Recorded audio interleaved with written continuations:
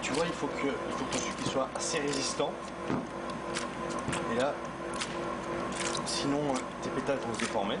Recalé de la Coupe du Monde de pâtisserie en 2003, Jérôme est cette fois sélectionné pour l'édition 2009, fin janvier à Eurexpo, en même temps que les Bocuse d'Or.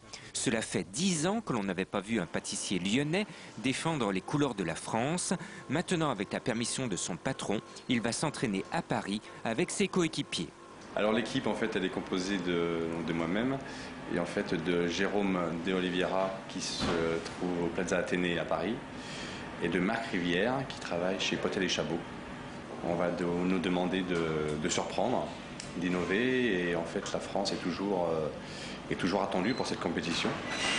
Et on se doit d'être créatif et voilà, d'apporter quelques petites nouveautés, de surprendre les membres du jury.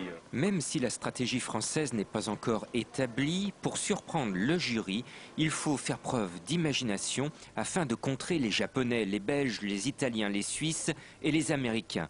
Alors pourquoi pas un gâteau sans sucre ? Un gâteau sans sucre, oui, on peut l'imaginer. Il y a déjà des techniques qui ont été mises au point pour faire des chocolats sans sucre.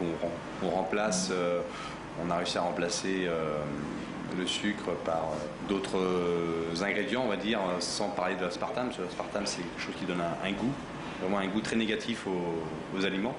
Il y a d'autres choses qui arrivent sur le marché. Jérôme ne va certainement pas se risquer à ne pas utiliser le sucre afin de tenter de décrocher la 11e Coupe du Monde de pâtisserie. Sur les 3 gâteaux à réaliser par les Français, il doit préparer une pièce artistique en sucre d'art pour un entremets chocolat, de quoi nous mettre l'eau à la bouche.